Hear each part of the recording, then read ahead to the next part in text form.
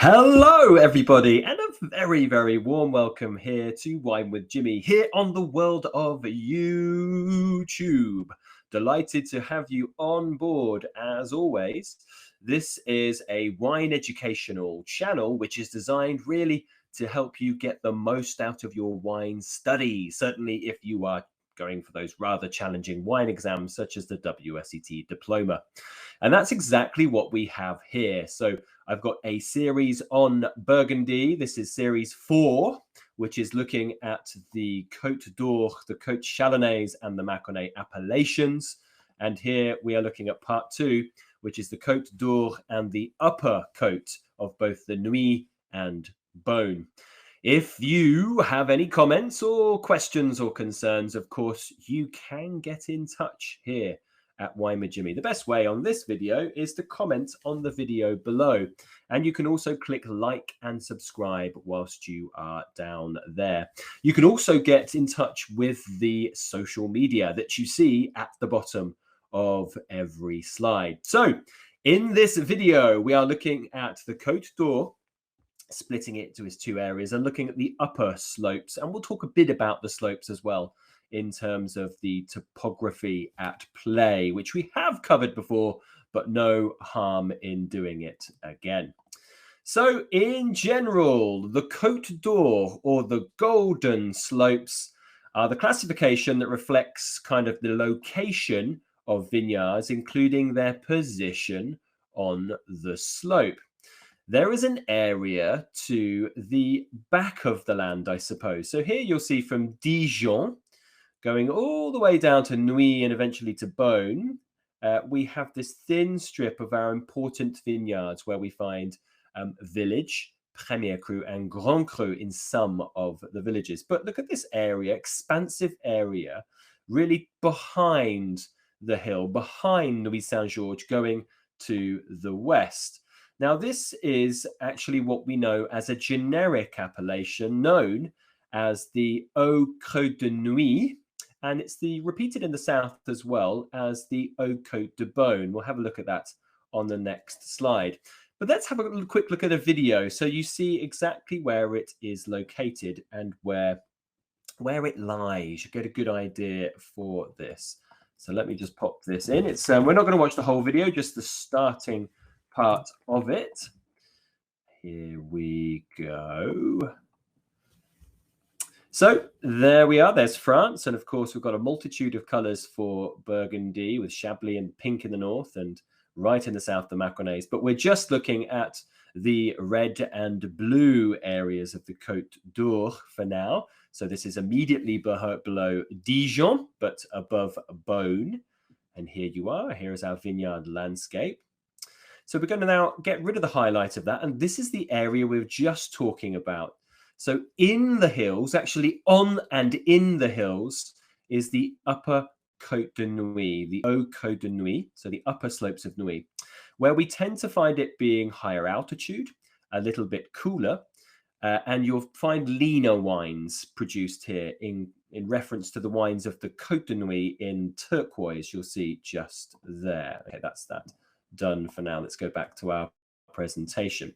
So that's that location identified just there.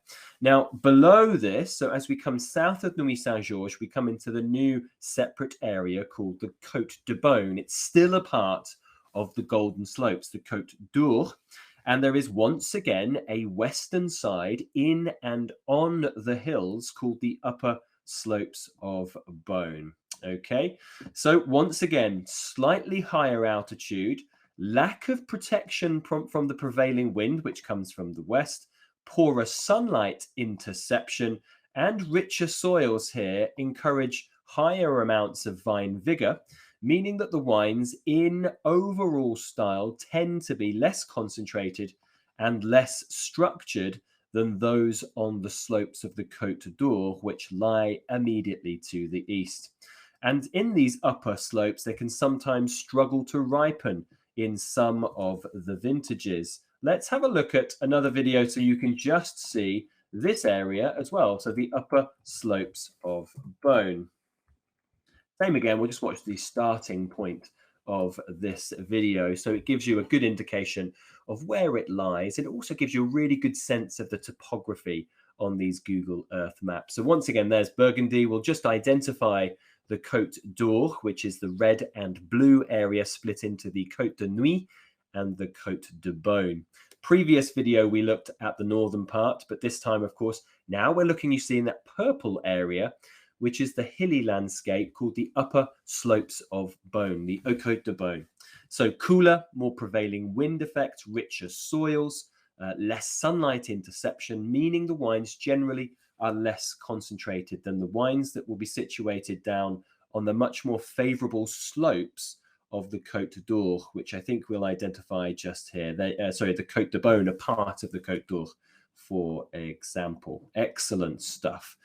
Great. Well, let's go through the slope here. So Grand Crus, first of all, are going to be found in the mid-slope, not everywhere on the Côte d'Or, but in certain parts of it, with Premier Crus typically being situated immediately around them. So often immediately to the north, the south, the east, or the west. Here, full ripeness can be achieved even in the cooler vintages. The mid-slope has poor but adequate shallow soils, good drainage, protection from the prevailing westerly winds, and good sunlight interception, of course, being on that wonderful mid-slope. And all of these factors make this area capable in certainly the right winemaking hands in terms of producing some of the finest, most concentrated wines of the region with wonderful balance and length. So that is the mid-slope. Then we have the top slope location. So the top slope location is an area where there will be some influence from the prevailing wind, but not as much as the upper slopes called the Côte de Nuits or Côte de Beaune. It's a very thin topsoil, so very low in nutrients, often a lot of surface erosion and surface runoff here and leaching of nutrients, meaning that this place tends to be quite low yield, and good quality can come from this, but it is a little bit of a challenge to cultivate the vines up in this landscape. So for that reason, there tends to be just a notch below the perfect harmony of the Grand Cru. So many Premier Crus located at that area. The bottom of the slope, so this is typically village level. The soils here are richer. They are less in terms of drainage, and the fruit doesn't tend to really get to the same levels of ripeness, probably due to the much higher vigor levels we have here, higher amounts of growth of the vine, but still producing, of course, great wines of very good character and often concentration. And then on the flat valley location, right at the bottom of the slope, this is typically classified as a generic or regional appellation. So Bourgogne, for example. The classic famous D974, the road from Dijon through Beaune to Châlons, generally divides the village level above it from the generic appellation below it. So that's actually a road you can see right at the bottom. There is another main road called the Rue de Grand Cru, but that is actually goes right through the middle of the sort of Grand Cru and Premier Cru area.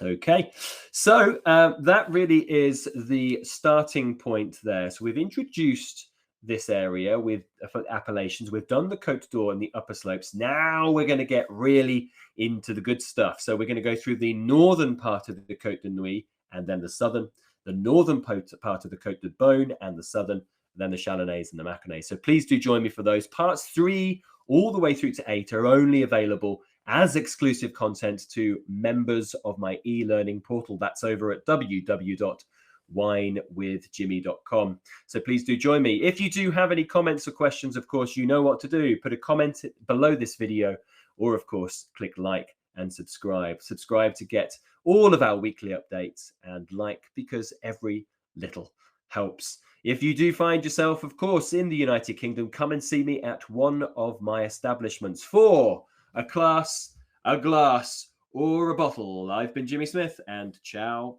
for now. Goodbye. Thank you very much.